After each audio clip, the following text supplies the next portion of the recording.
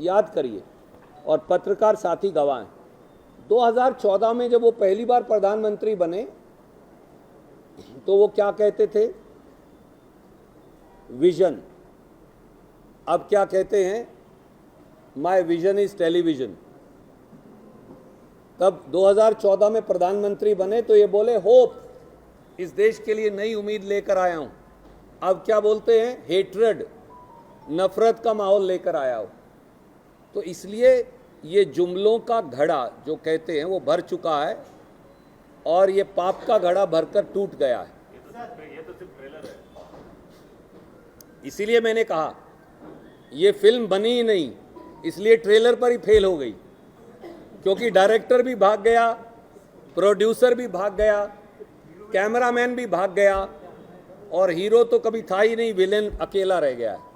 तो अकेले विलेन बन गए हैं। प्रधानमंत्री जी ने कांग्रेसियों को अर्बन नक्सलेट कहते हैं। जी, अगर 1,25,00,000 हमारी बहनों को गृह लक्ष्मी में 2,000 रुपया देना अर्बन नक्सलिज्म है या पाप है, हमें ये लगता है कि इससे बड़ा पुण्य और भागीदारी नहीं हो सकती, तो हम ये बार बार करेंगे। मोदी जी को ये तकलीफ है कि 1,18,00,000 घरों को 200 यूनिट फ्री करंट क्यों दे रहे हैं। उन्हें ये तकलीफ है कि 4,49,00,000 4,49,00,000 लोगों को 10 किलो राइस फ्री राशन और उसका पैसा क्यों मिलता है। उन्हें ये तकलीफ है कि 35 लाख हमारी महिलाएं फ्री बस ट्रेवल क्यों करती है। उन्हें ये तकलीफ है कि युवा निधि में बच्चों को स्टाइपेंड क्यों मिलता है। क्या प्रदेश में भागीदारी करवाना लोगों की अर्बन नेक्सलिज्म है या रूरल नेक्सलिज्म है? हम लोगों को सरकार का मालिक बनाते हैं, उनको भागीदार बनाते हैं। हम सब नौकर हैं कर्नाटक के लोगों के, वो मालिक हैं जो आपके दर्शक और पाठक। आपने 2 सवाल पूछे, मैं दोनों का जवाब दूंगा, और मुझे लगता है आदरणीय मेरे साथी ने पूछा था, मैंने जवाब दिया, पर मैं फिर संक्षिप्त में थोड़े शब्दों में फिर दोहरा देता हूँ। देखिए, जिस आदमी के पास 10 साल के बाद सिवाय गाली देने के कुछ नहीं बचा, उस आदमी पर मुझे दया भी आती है, और उनकी बैंक करप्सी ऑफ आइडियाज़ पर, उनके वैचारिक दिवालियेपन पर कई बार भारत माँ की आत्मा को कितना पीड़ा हो रही होगी जब देश का प्रधानमंत्री वैचारिक दिवालियेपन से ग्रस्त हो। तो कई बार इस बात को सोचकर दुख भी होता है। चुनाव आयोग एक समय में निष्पक्ष होता था, क्योंकि chief justice of India, leader of opposition और प्रधानमंत्री चुनाव आयोग को चुनते थे। अब कैसा चुनाव आयोग है? मोदी जी का जेबी चुनाव आयोग। अपनी जेब से वो चुनाव आयोग निकालते और यहाँ बिठा देते। जैसे मेरी जेब में ये पेन है, मोदी जी का यही जेबी चुनाव आयोग है। ऐसे चुनाव आयोग से कांग्रेस पार्टी ने दरखास्त की है कि चुनाव लड़ा जाना चाहिए देश में बेरोजगारी के मुद्दे पर, महंगाई के मुद्दे पर, गरीबी के मुद्दे पर। चुनाव लड़ा जाना चाहिए तरक्की के मुद्दे पर।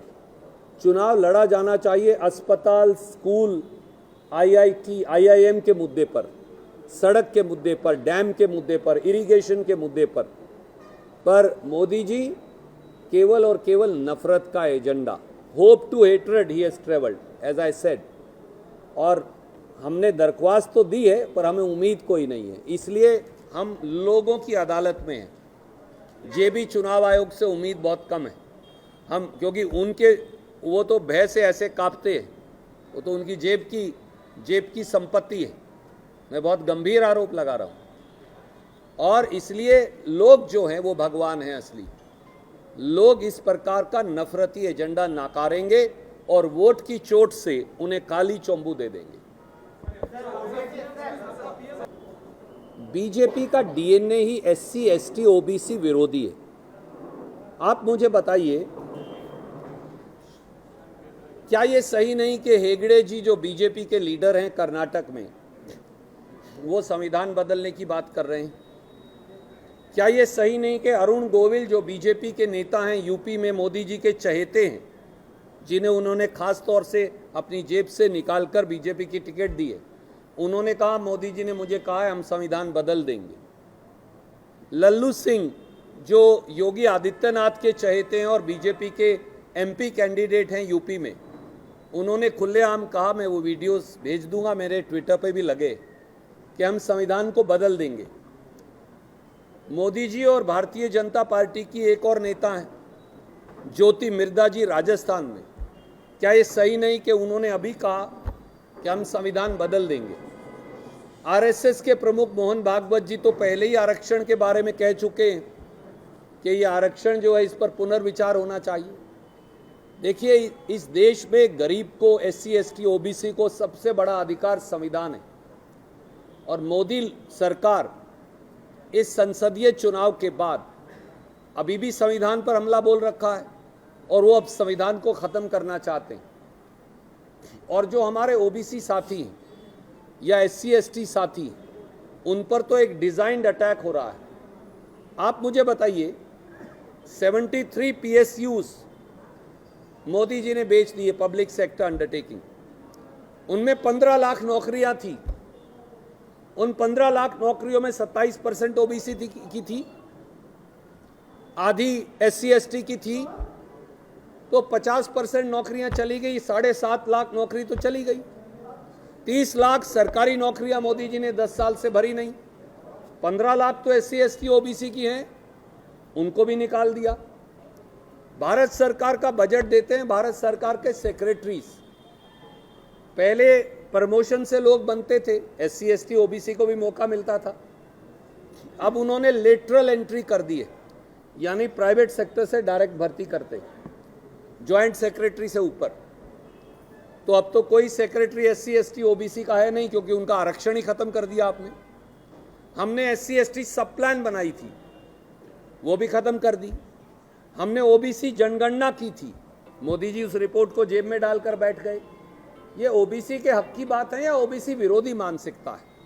दूसरा, आपने कहा एक बिटिया के बारे में, मैंने कल विस्तृत तौर से निरंजन हिरेमठ जी, उनकी धर्मपत्नी, उनके बेटे, उनके पूरे परिवार से, श्री HK पाटिल, श्री संतोष लाड, प्रसाद अभया, हिंडस गिरी जी, सलीम अहमद जी, हम सब मिलकर आए थे। काफ़ी समय उनके साथ बिताने का, उनका दुख साझा करने का मौका मिला, और हमने उन्हें कहा कि न केवल निरंजन हिरेमठ हमारे परिवार का हिस्सा हैं, परंतु नेहा वो कर्नाटक की बेटी हैं, हम सब की बेटी। वो शरीर से जरूर चली गई, एक जघन्य अपराधी ने उनकी हत्या की, पर उनकी जो मेमोरी है उस बिटिया की, वो हमेशा हमारी आत्मा पर अंकित रहेगी, और उसकी मेमोरी हमेशा हमारे दिलों में जिंदा रहेगी। इसलिए सिद्धारमैया जी ने और कांग्रेस सरकार ने 3 बड़े फैसले किए हैं परिवार से चर्चा करके। पहला,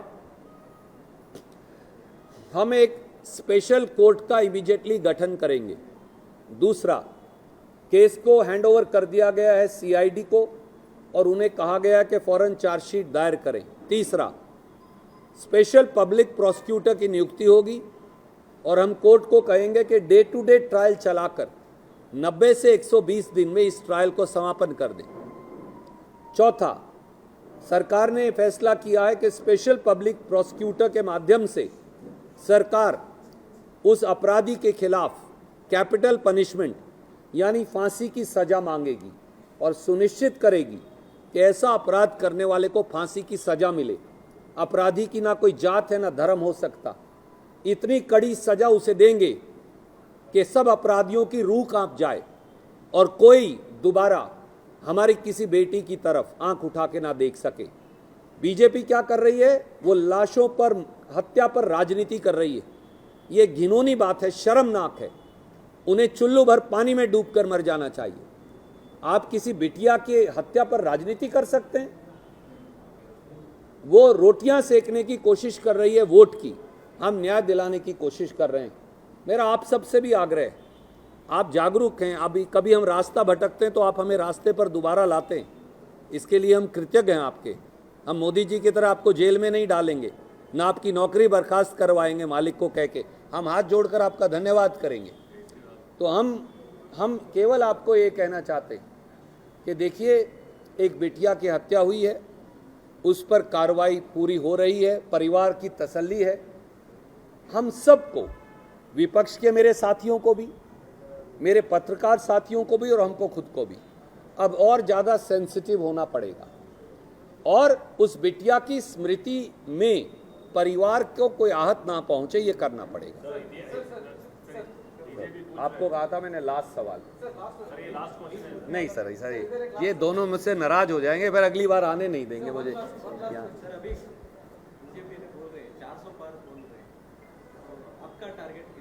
देखिए, जिनको 150 पार नहीं मिल रहा वो 400 पार का जुमला दे रहे हैं, पर इस बार लोग जो है वो उनके बहकावे में आने वाले नहीं।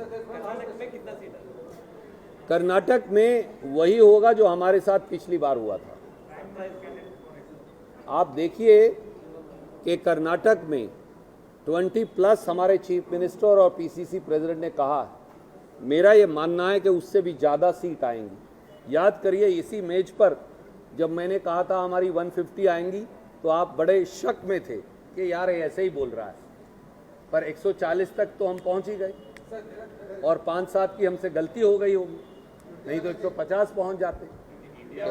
तो इसलिए हम इस बार उतना ही अच्छा करने वाले हैं। सर अब छोड़ दीजिए, बहुत लेट हो जाएगा। सर ये लड़ाई हिंदुस्तान की जिंदगी की, हम सब तो चाहेंगे कि राहुल जी बने, परंतु ये लड़ाई व्यक्तियों से बड़ी है।